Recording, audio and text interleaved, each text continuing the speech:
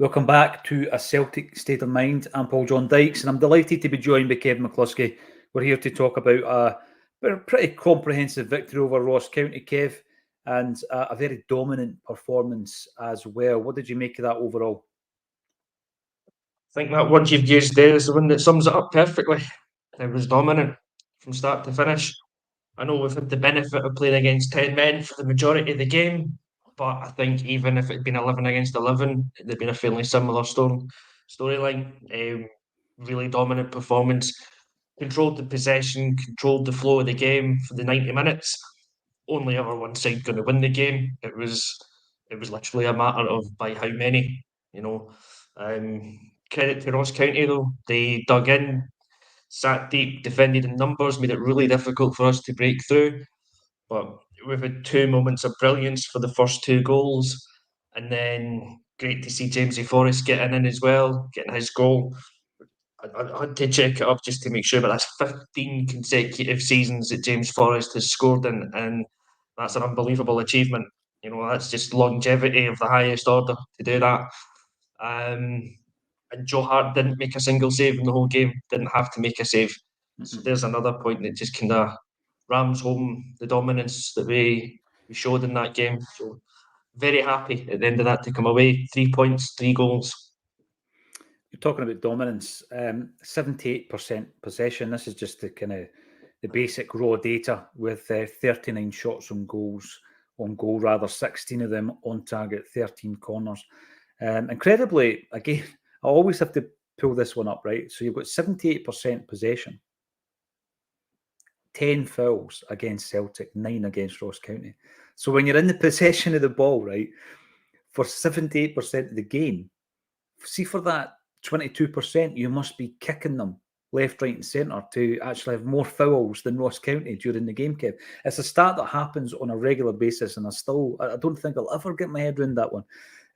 It's quite right what you said about Jamesy Forrest, right? I'm going to start off with Jamesy. I know that his appearance was quite late in the day, but you quite rightly said that he scored in his 15th consecutive season for Celtic. He scored on the 83rd minute, and I've not checked the record books, but surely he's the only Celtic player to have scored in so many consecutive games in his career. Has anybody ever, has any other player ever scored in 15 or more consecutive seasons for Celtic? I doubt it very much. He was in for the last 10 minutes of the game. But the other day there, JP and I on the Thursday Bulletin were talking about Jamesy. And, JP was saying, I'm going to really enjoy when he scores this season because that'll be the 15th. He's still contributing. People are writing him off. He's still contributing. Yes, there were better players. Of course, there were. He was only in the park for 10 minutes or so. But there's loads to discuss. You mentioned Ross County. For us to be so dominant, there's two things that Ross County need, I think, in that scenario. One of them is to have the organisational ability and to keep that line and to keep the defence structured. And they did do that. They did that. But the goalkeeper, Laidlaw, I mean, I don't know how many saves he made, but you've seen how many shots we've had. He had a fantastic game as well. It was 3-0, Kev. We had 2 goals chopped off in the first half, and Laidlaw made half a dozen decent saves. It was all about Celtic, total control. Now, the only thing I think that was missing today for me was a goal from your man, Oh. You were talking at the beginning of the game about obviously looking for him to get on the score sheet today. Now, he didn't get on the score sheet, Kev, but overall, you've got to be happy with his performance. I mean, he does give you something completely different up top, a different option from the bench. He's shown he can coexist, he can play alongside Kyogo. There was a passing movement near the end of that game. Kyogo probably shouldn't have taken the shot when he did, but it was the lead-up play between him and O was spectacular. And some of the play we actually had today was spectacular. So let's start with O. He's thrown in there. He gets his start, having scored his first goal of the season against St Mirren on Wednesday night. How do you think the big fella did? I think he did really well. I thought he was very impressive for the game. And I know it doesn't count. I know it's not going to go in the record books and go in his stats as he's scored today because it's disallowed. It's a fraction of a millimetre that ruled that goal out, and it's not even we don't even have the conclusive picture to show that Maeda was offside. So kind of disregard the noise around that. It's a great finish for the goal that's disallowed. He's not the one that's offside, right? So it's not his infringement. But that's a great striker's goal to get into that near post, to attack the ball, slide it in and score. And if that counts, it's 2 in 2 games. It didn't, but it doesn't take away from his overall performance. I thought he was really good. He showed that movement. His link-up play was really good as well. I think the chance that you mentioned at the end when he's linked up with Kyogo, showing that the two of them can be a good partnership playing together, one up, one off. There's a lot of positives that you can take from Oh's performance today, and he'll grow with that because again, it's a start. He got the full 90 minutes. He wasn't hooked with 20 minutes to go or anything like that. He was given the full game. So I think there's a lot of positives that he'll take from it. Certainly, I'm going to take a lot of positives from his performance. I don't know if he'll start in midweek against Madrid, but you've now got the confidence in him that you didn't have a month ago that he could come on and impact in that game. And we've seen as well in the last 2 games that since Rodgers is willing to play him and Kyogo up front, you're now not just thinking they're a like for like swap. So he's given us that extra option now as well. So lots for him to take away that was full of positives. Yeah, without a doubt. And when we're talking about the individual performances today, we'll link it into our next Champions League game against Atletico Madrid. Why not start with O then? I don't think we're going to change the shape away from home against Atletico Madrid. So I would expect us to have the one up top as normal, as is usually the case, Kev. And that player, for me, despite O's re-emergence, if you like, as an option, I think that striker has to be Kyogo. And the fact that he's on a decent wee run himself, 2 and 2 in the Champions League as well. We know he's the talisman. We know how prolific he is, and he brings a lot more to the game than just the goals. So when we're looking at Tuesday night, it's Kyogo up front for me. What do you reckon? Yeah, I'm in the same boat with that one. Kyogo's still the number one centre forward. A couple of games without a goal or a couple of below par performances, let's say, doesn't necessarily make him a bad player overnight. Kyogo's still the number one. You can say that his poorer performances have come because the midfield weren't up to it. They weren't giving him the service. So for me, Kyogo's got to play. He's got to start on Tuesday night. He's the experienced centre forward. He's been there. He's done it, and he's now a Champions League level goal scorer because he's done it a couple of times now. He's taken that monkey off his back, so he's got to be the one. And then you do now look at the bench and go, if it isn't working, if we want to change it, if we need another option, like I said a couple of minutes ago, you've now got the faith and confidence that O can be that option. Whereas before he wasn't, and now he's a reborn player over the last few weeks. He has been, and we were bemoaning the lack of quality on the bench, Kev, the lack of opportunities and options that we had on the bench. And when you're in a game like today, where it could have been really tight and stuffy going into the last 20, thankfully it wasn't. You're looking on the bench, you're looking for a game changer, someone to come in and take the game by the scruff of the neck. I think we've been lacking that for big parts of this season, but you've now got players like Yang and Home and O who are, for me, they're rising to the surface and they're staking a claim. But I'm like yourself going into the game in Spain. I think Kyogo's got to start. Joe Hart never had a save to make. He's obviously going to start unless there's a disaster. But Tony Ralston started the game at right back this afternoon. I think it was a good move to give Alistair Johnston some rest. It's obvious that's what it is. Just like Carter Vickers against St Mirren, he gave him a day off basically, which is nice of your gaffer to do that. So Ralston comes in. Ralston gives you what you expect from him. And one thing that I think he added to our performance is he's a great overlapping fullback, is Ralston. His delivery, from wide areas is brilliant as well. Do we miss that when he's not in the park? Well, we've already spoken about the failure to hit the byline and cross the ball. Incidentally, Palmer did it. Forrest scored just at the end there. That's something that, I think it's been lacking. So Ralston, yeah, he's come in and he's done well, but I think that's his role in the team now, Kevin. I don't expect him to displace Johnston. I'm looking at Johnston having been rested today. He'll be back in the squad for Tuesday night, back in the start 11. Yes, I have to agree with you. This is getting into the habit of what I was doing with James, on Wednesday night, just agreeing with everything he said. I'm agreeing with everything you say now, so it's strange territory. But yeah, like Alistair Johnson's our number one right back, and again, I don't think anyone can really dispute that. I can't remember who it was that commented before the game. Is it Magic the Music Man or someone like that? Kind Yeah, of saying that he yeah. thinks Ralston is his number one at right back. So I mean, I'm of the view that it is Johnson, but there's not that much of a drop off now when Ralston comes in, because he does just give you that solid 6, 7 out of 10 performance every time he's in the team. And the one thing that he's got in his game that Johnson doesn't have quite so much is that ability to overlap and hit the byline. And it was good to see it again today. But I think when we go to the big games away from home in Europe, you want to pick your strongest team. I think Johnson's a stronger defender. He's got that bit more kind of fight and steel about him than Ralston has, and he'll be back in the team. And but it's great to see though that there are certain positions in the team where we can take a player out for a game like this one, Yeah, with midweek in mind, and you're not necessarily weakening the team or that position. So Ralston's still a huge player for us. I think he's still got a big part to play, but Johnson edges it as the number one in that position. you see the difference, I think, you see on Wednesday night where Johnson gets the ball out wide.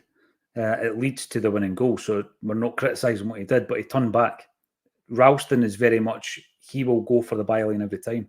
Johnson turned back, kept the move alive, and we scored the goal. So, as I say, not a criticism, but it shows you the difference between the two right backs, Kev. And we're going to get to a stage where, as you say, if somebody steps in, you're confident enough that they've had enough game time and the performances so that you're not worried that they're going to come into just about any game. Certainly domestically. Left back, there is only really one option at this moment in time. And see, for a game like today, you look at Greg Taylor and you think that's the type of performances that became the norm under Ange Postecoglou. I thought he was always, not only willing to accept the ball, because there's a lot of players, not in this particular team, who don't show for it. Taylor shows for it. He shows for it wherever he is on the park. And a lot of the time, it's central. He does a lot of his work centrally, which is why I think, because he's a bit of a ball player, his move to the inverted fullback role works so well for him because he's comfortable on the ball. Sometimes he takes too many touches from me, especially if we're trying to move it in a high kind of tempo attack, transition from defence. But I thought Taylor played well today. And, even if he didn't, he was playing on Tuesday night because we don't have any other left backs really now. We were talking about that before the game. Where is Bernabe? We haven't even seen him in training pictures. He's completely out of the picture, isn't he? But, to be fair, I would still like to see Taylor challenged. He's not getting challenged, Kevin. And no matter who you are, you're psychologically, you need to have that challenge because you're at the top of your game here. You're playing in the Champions League for the Scottish champions. You'd really need to have a challenge. Taylor doesn't have that at the moment. And I think we need to address that in January. Yeah, it's the old one of saying that you need to have 2 players for every position. You've got to have your starter, and then you've got to have somebody behind him that's pushing for the reasons that it's going to keep him on his toes. It's going to keep his performance levels high.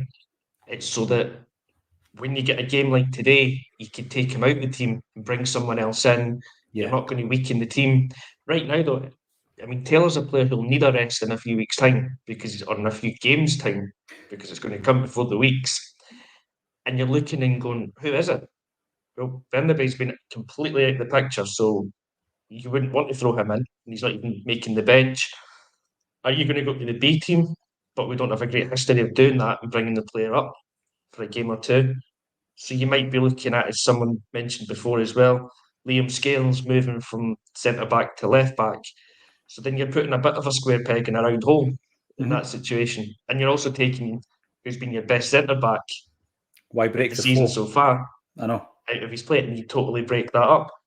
So I would be very, very surprised if we don't bring in a left back of some sort in January, even if it's just a loan deal to see us through to the end of the season. But Taylor's a player that needs backup behind him. He needs that support, and he needs someone pushing him. And you might even find, if he gets that, those wee petulant moments, like against St Mirren, when he turns around and blames Scales for that goal, would cut out as well.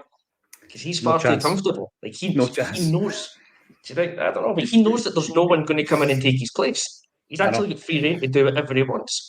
So maybe there's something like that, and Rodgers could be the manager that just goes, look, I can see you're playing well, but that attitude is not what I want in my team.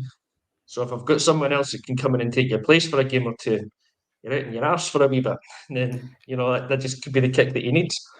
A couple of wee points from what you've said about Taylor and Jamesy Forrest.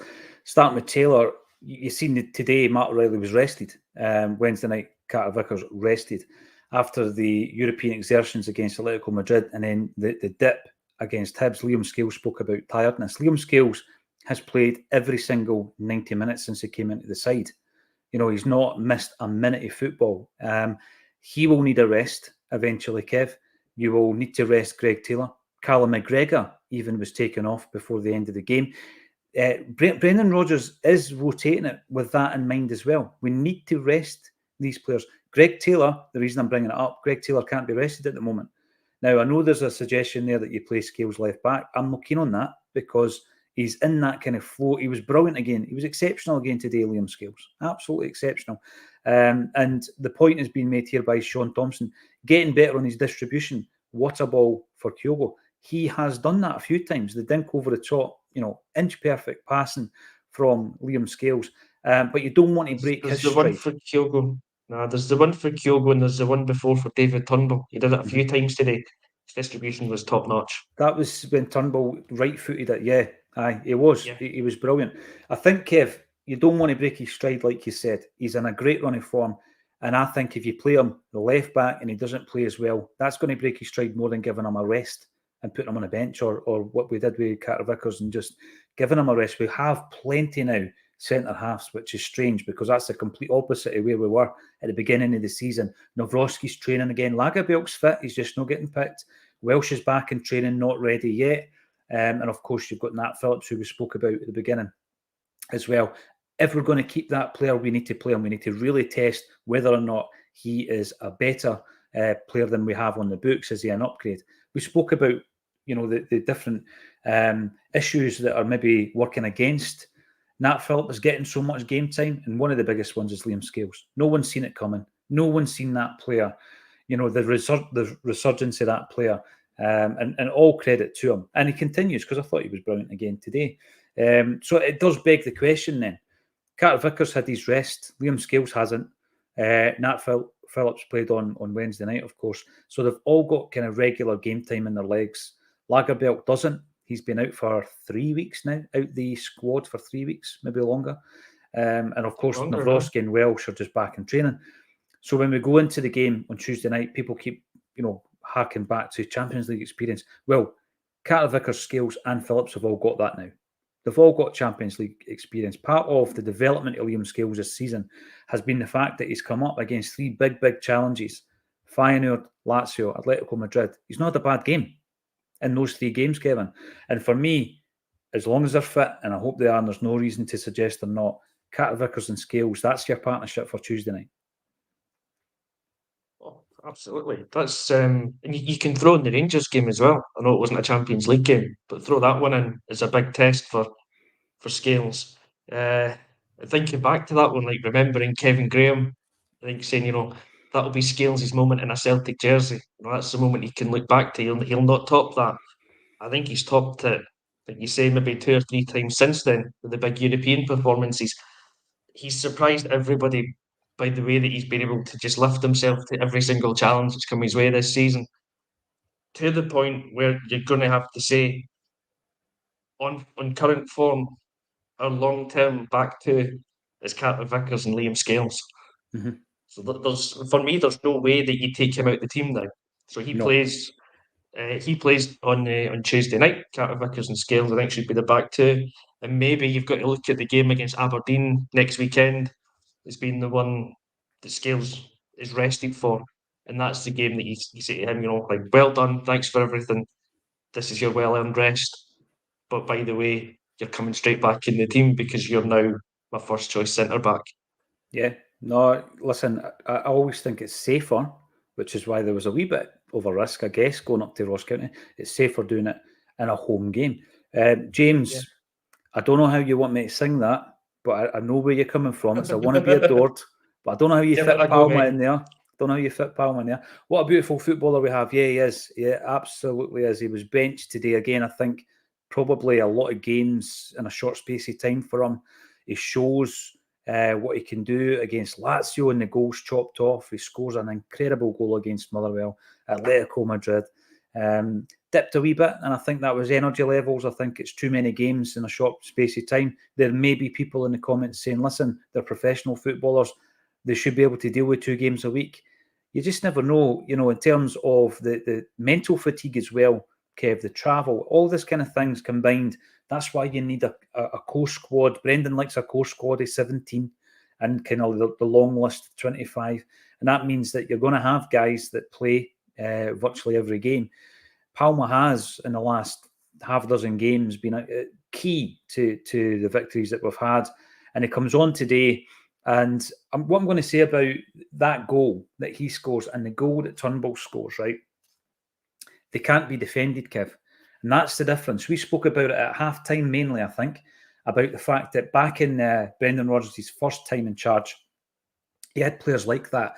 You can't defend that because that's a long-range effort. Doesn't matter how you set up your defence. Doesn't matter how resolute and sticking to their guns that they are. One moment of magic from that kind of distance breaks through all of that, right? Turnbull's done it today. Palmer's done it today. That's how you break down a packed defence. And Rodgers' first tenure, we had the guys that did it. Rogic, Paddy Roberts, Stuart Armstrong, Moussa Dembele.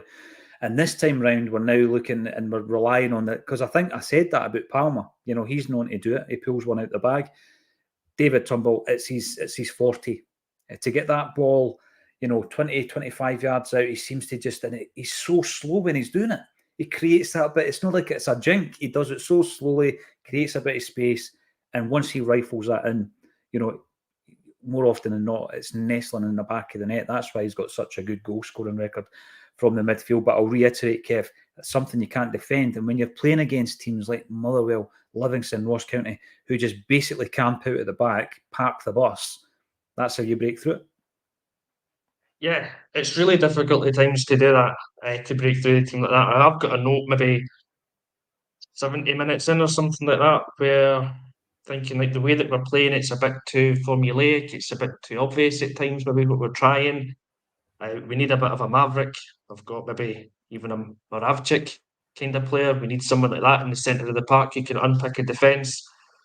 If you don't have that, then your other option is you need somebody that can just give you that wee bit of something special from distance. And I mean, I'll say it again, pre-match, I did have a little go at David Turnbull. He's not a player I think we should be relying on long term, perhaps, unless he can put in that first half performance on a consistent basis. But the one thing he's got about him that very few people in that team have got is that ability to strike the ball from distance and put it in the back of the net. And it was an excellent goal. And then Palmer's the other one when he comes off the bench and does it. And I mean, his when he retires, or even at the end of this season or next season, whenever he wants to bring out his greatest goals DVD, it's going to be sensational. I'm the first in the queue to buy it because the way that he strikes the ball, it's unreal. Every finish, right? I know. It's exactly what you say. He lines it up. He gets his wee bit of space, and there's not a keeper in the world that's saving any of those ones that's gone in so far. They've all been absolute missings that have gone in. So he's a phenomenal striker of a ball. But one thing I loved about him with that goal is, say if that was me, I'd be going mental, and I'd be like a big smile on my face, thinking I'm the bollocks for the next 10 minutes or whatever. There's a shot of him in the camera like 30 seconds after the goal, and he's back to game face, almost just like, that's just what I do, lads. I just score those goals. It's the kind of humility about him. He's a special player, I think, or certainly like a special striker of a ball. I'm not giving. He's chipped By the way, he's chipped in with the assist as well, so yeah. he's got that about him also. Yeah, sorry to interrupt there, Kev, but just when you were talking there about the kind of muted response to his goals, like we're all going daft because it's such a spectacular thing to watch. Remember, Tommy Rogic was a bit like that as well. There was times he would score, he didn't even run a bit, shrugging his shoulders, laughing, sometimes laughing at the fact that, wow, look what I just did. Aye. And there's a wee element of that for me. But we've kind of missed, we've missed that Tommy Rodgers element. I'm not comparing them as players, but that element of their game, we're out of nothing. They can just pull that out. It's just and the way that Palmer likes to do it, obviously, he likes coming in on his right-hand side and striking it from there. We've seen Tommy Rodgers loved it on the left foot. Remember some of the famous goals he scored from distance. And I think we've added that wee bit of magic that we were kind of lacking from distance. But here you go. Well, we're banging on about hitting the byline and getting the crosses over, and we were saying that, the low zinged cross, normally it was Kyogo at the front post, and then the dink at the back post was normally Abada. We'd get on the end of that one. He had this incredible ability to ghost behind the last defender and get in at the back post. Well, today we saw it, and it was Palmer that did it, and he gets the cross in. Lo and behold, James Forrest scores the goal. So these are things that, we're talking about them because we're making just small observations, Kev. It's not data analysis or any of this. It's just observations as football fans. But, you can never forget that all the staff that Brendan Rodgers has got at his disposal, he knows 10 moves before us that's a problem. This is an issue. We need a wee bit more of that. So this is a thing. And I know that the style, I called it a wee bit more languid with Brendan Rodgers. The style isn't as gung-ho as Ange Postecoglou, right? But it doesn't mean to say that it's any worse. It may not be as pleasing on the eye at times, Kev, but I would maybe argue the case and say the games against Kilmarnock, Hearts and Atletico Madrid, 3 games on the bounce, there's a style of football that is good to watch, that is exciting to watch, Kev. But Brendan Rodgers brings a pragmatism to it, especially against Atletico Madrid, when in actual fact, I think Ange would have been going for a third and a fourth. We make a tactical switch, and people were pretty critical of it. If we don't make that tactical switch, we could lose the game. Atletico Madrid were really coming on to a game at that stage. They had moved, they'd made their moves at half time. They might have beat us 3-2. It's all swings and roundabouts. We don't know for sure. But there's a definite different approach to Brendan Rodgers' team. And, when it works, it's great to watch as well. I'm really keen to get some of the comments in. What do you make of that then? Michael McDonald is now feeling Christmassy. Off to get the deckies out. Yes, not quite yet. I'm not sure when the missus plans to get them out from the loft. Everybody keeps it up the loft, obviously. Christmas tree, suitcases, all that stuff. The Tobago Street Police Station Celtic Supporters Club, I had the absolute pleasure in meeting this gentleman up at Celtic Park, is also feeling a bit festive. And a few other points coming in. James, here we go. I really enjoyed watching Palma and Home together today. Good craft, good energy, good technique. I want more of that partnership. Right, so Palma starts on Tuesday night for me, Kev, and Maeda starts on the other wing. I'll follow that up or caveat that by saying Yang, like Ho, has now given me the confidence that he's a guy I can rely on, starting games like today or bringing on as an impact player against the likes of Atletico Madrid on Tuesday night. I'm not starting him though. I would definitely start Palma and Maeda. What's your thoughts? Go and stop saying things that I'm just going to agree with. Can you say something slightly controversial so I can come back with it? We've got an agenda. People just think we've got an agenda. Aye. No, I have to agree with that. I think Maeda's a definite starter because of his work rate and the defensive side of the game that he puts in. And I think he can really I think he thrives in that atmosphere as well, or that kind of game.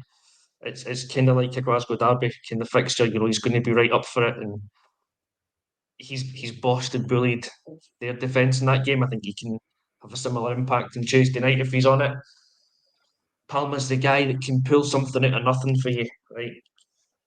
When you're talking about the way that we have to break teams down at times, and we need that moment of inspiration, the long range shot.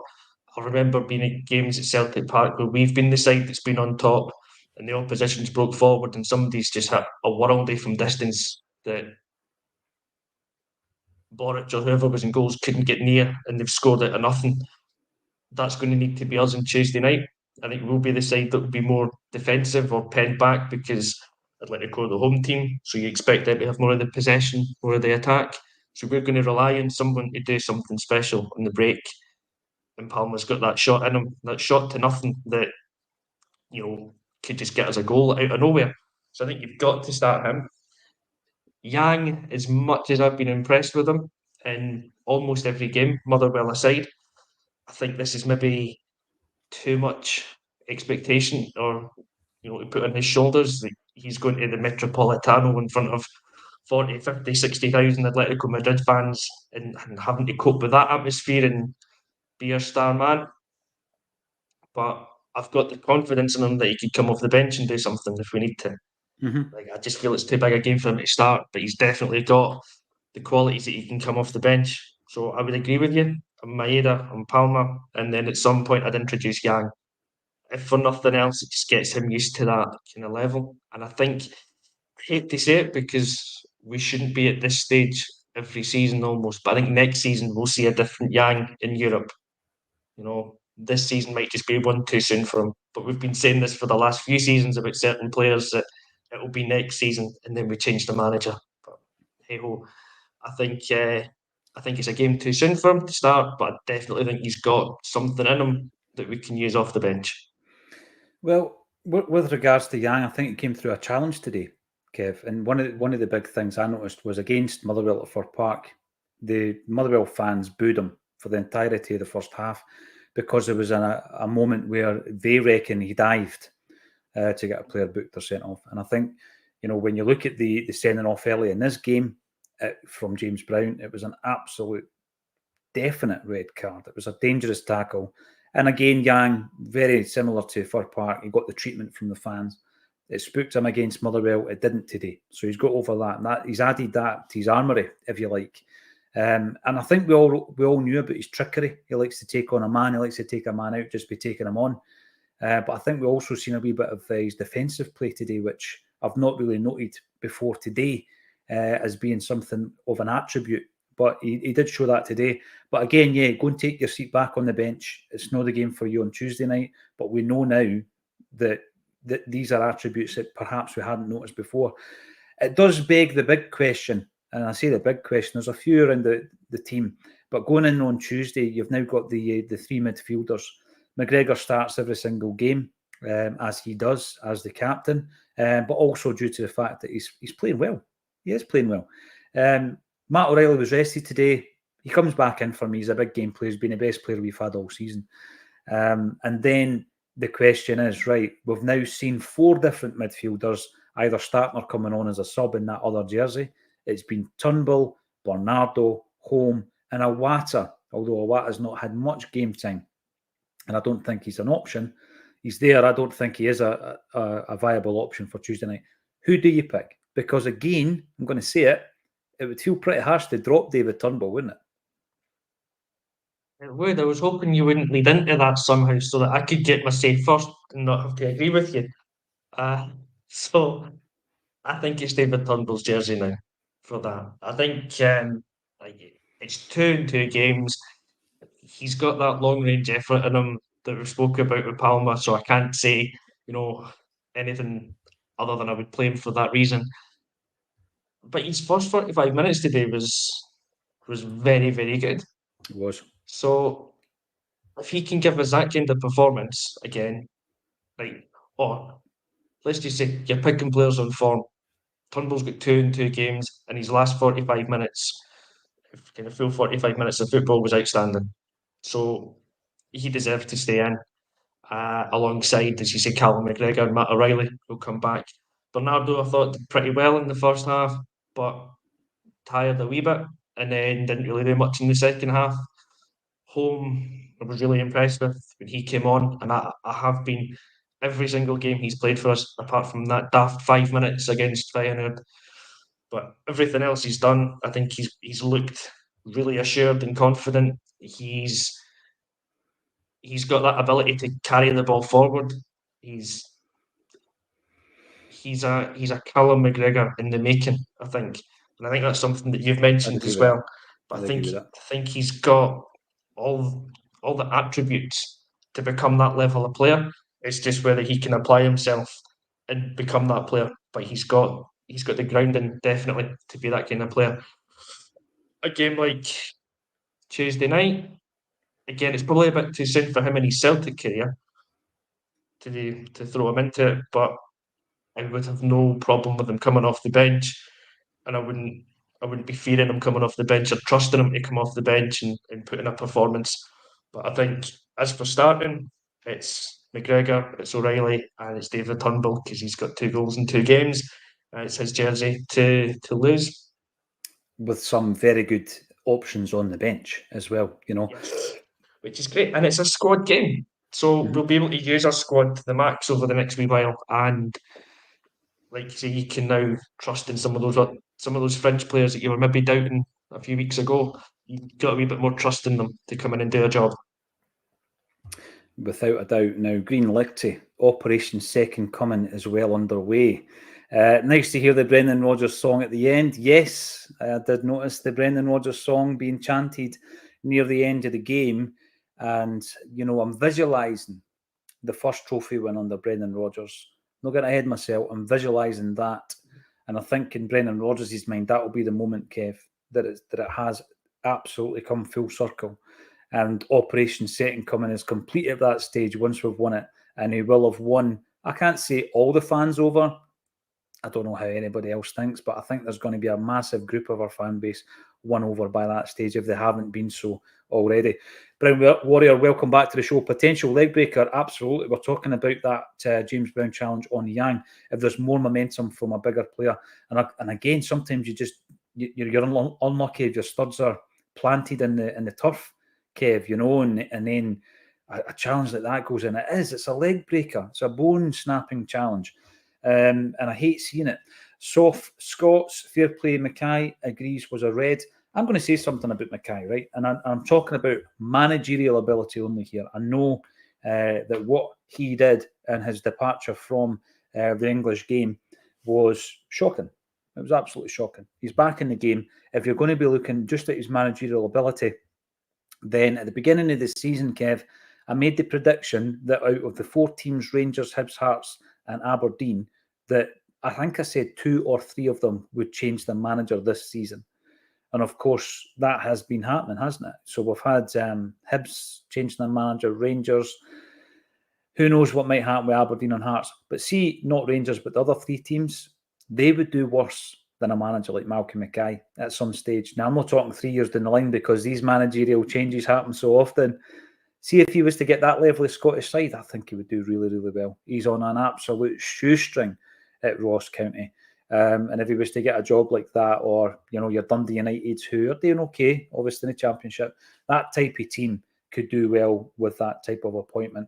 Thanks, everybody, for getting involved. We are going to be live for our Christmas night out with Johan Mjalvi. Big Johan is coming to Glasgow, Don Max, on the 18th of December.